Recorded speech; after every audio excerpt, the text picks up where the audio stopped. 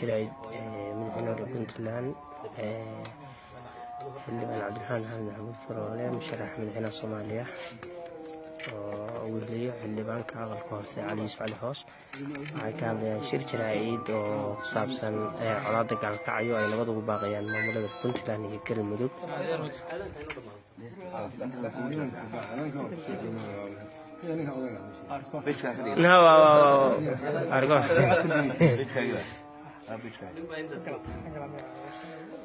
وين لما شفت الدنيا السينما محطوطة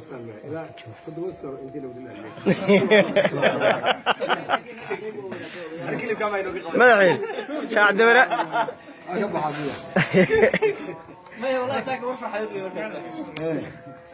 ما الحين شاعد دوراني يا وين هذه رجع هذا الوجرة يا ما رجع غير بيني وطيارتي سالم يوم ما الحين سالم ما أعرف بدارتك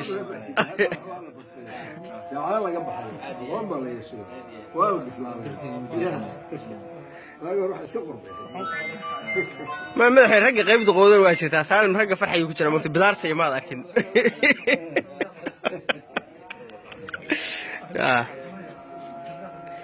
warbaahinta diyaar u ah shirka jiraa'id ee madaxweynaha Tuubaan musharax madaxweyne xildhibaanka aqalka sare musharax Cabdiraxmaan Maxamed Faroole weheliye xildhibaanka aqalka hoose علي يوسف علي هوش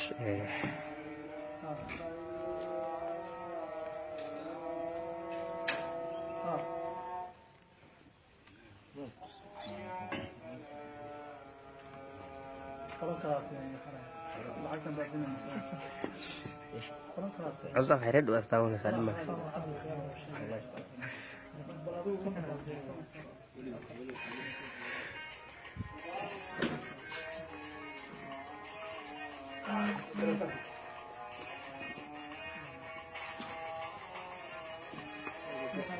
هذا صورته صوفلسته سالم محمد خالد يوسف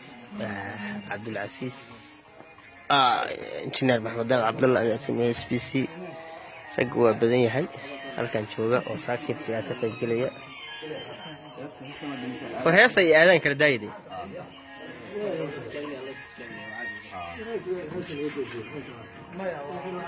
aadan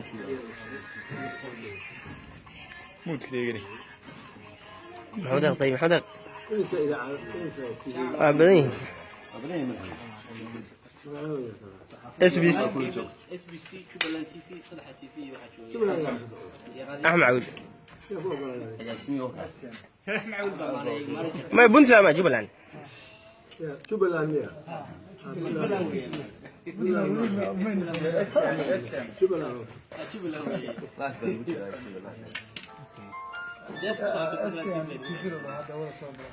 أدي نكلي هذا لكن بدنا تيجي بهيه ولا ما صوصين ما تعرف نفسه ما إذا صوصين والله الحين ما حاجربوه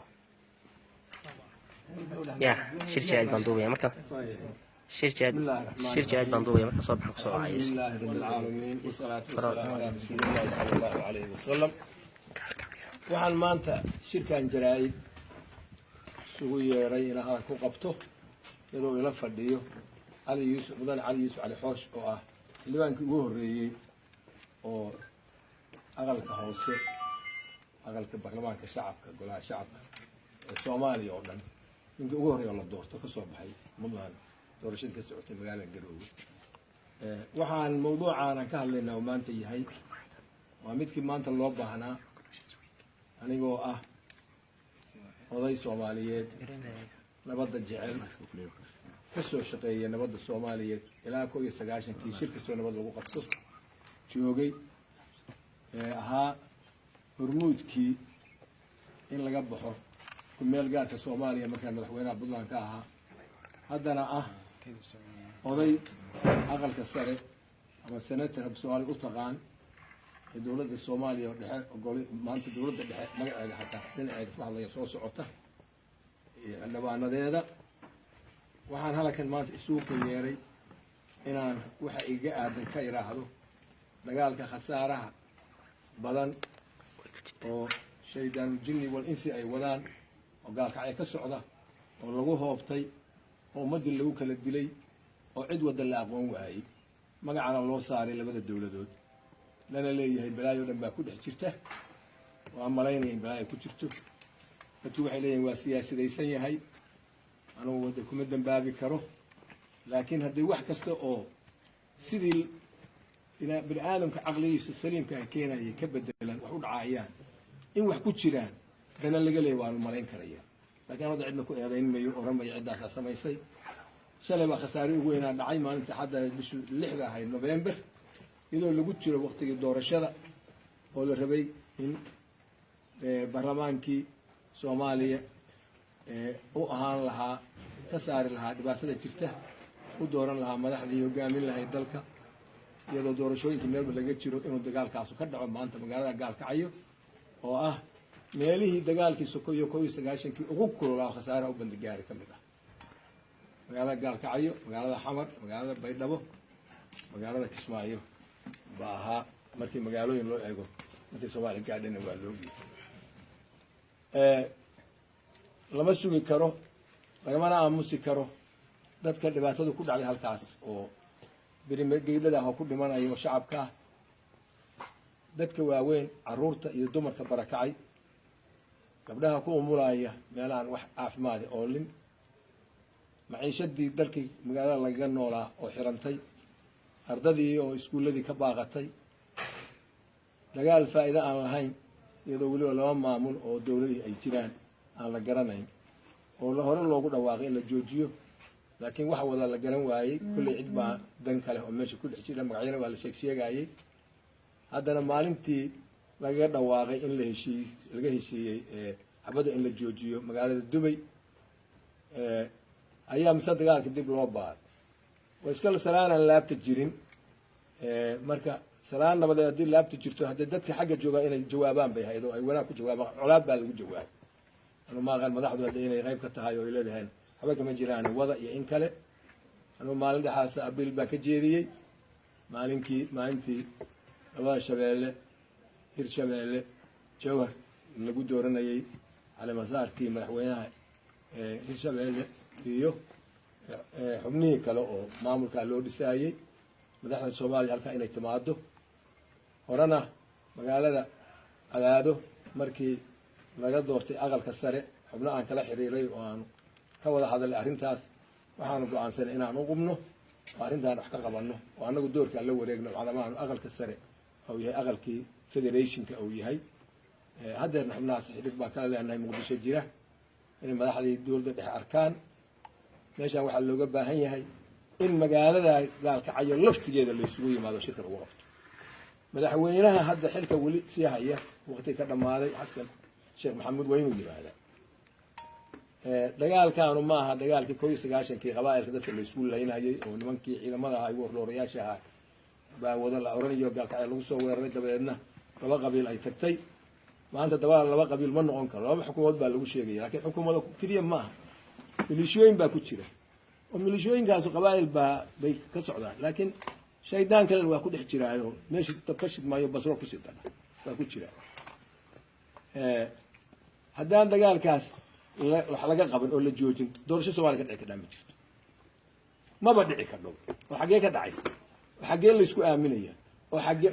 yaa doorashada loo yaa madax loo noqonaya haddeerba waa la joogay ba hadda la qabto maamuladii waa dhisan yihiin labada maamul oo halka dagaalku dhexdooda ka socdo dadkoodu way joogaan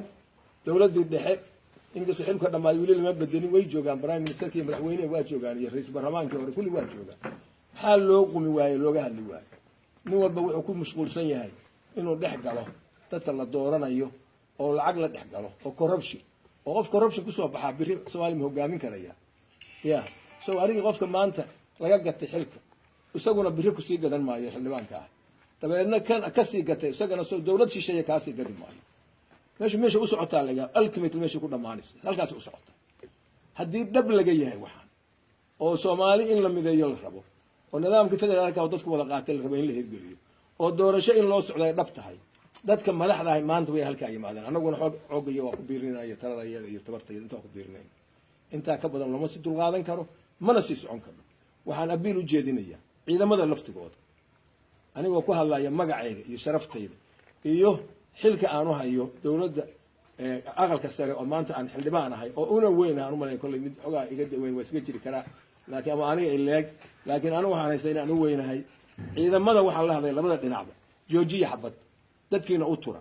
caruurtiina iyo naagihiina hallaynina maatadiina hallaynina brigeedyadiina hallaynina idinku kala bax hadeerba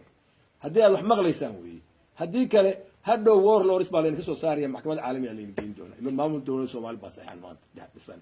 intaasaan u jeedinayaa waxaana jeclahay in madaxda soomaaliyeed ay aqbasho aan abiilka u jeediyey culamaauddiinka siyaasiyiinta kale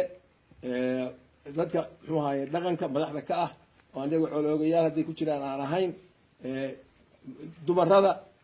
ciddii kale cid kasta oo nabad calanka nabadeed qaadi ka dham aan u jeedinaya abiilka in la wada aqbalo oo gacanta la taago oo mudaaharaad laga sameeyo magaalooyinka weliba khaasan puntland haweenka iyo caruurta iyo inta maatida waxaan u baaqayaa inay mudaaharaad ka sameeyaan dagaalka hala joojiyo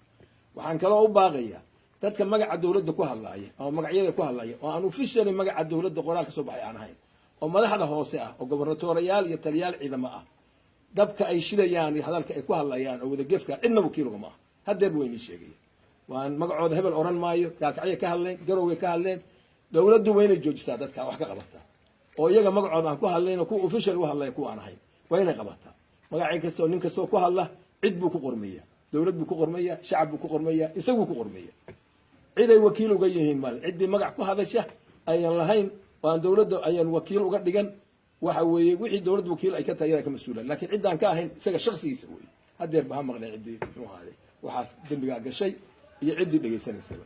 waxaan rajaynayaa ilaahay idankiis in colaadaas ay joogsato dhiiggii shalay dhacay inuusan dib u soo noqon halkaa inuu ku joogsado ilaahay intaa inuu kaga ekeeyo intii ku dhimatay oo xaqdarrada lagu dilay waxbadaha wiifka halkaa ugu tageen oo iyagu aan dagaalka ku jirin oo dumar iyo caruur iyo waayeel iyo barakocu ku dhacayna ilaahay khayr ha ugu bedelo ilaahay ha ka samarsiiyo wixii kaga dhintay iyagana ilaahay jannadii ha geeyo intii kale oo iyagana dabka si kale loogu tuuray ilaahay ha kala bogsiiyo intii dhaawaca ilaahayna dhinaca sax ah usoo duwo khaatimada allah u wanaajiyo wanaagana allah ha tuso waana mahadsantiin assalaamu calaykum waraxmatullahi wabarakatu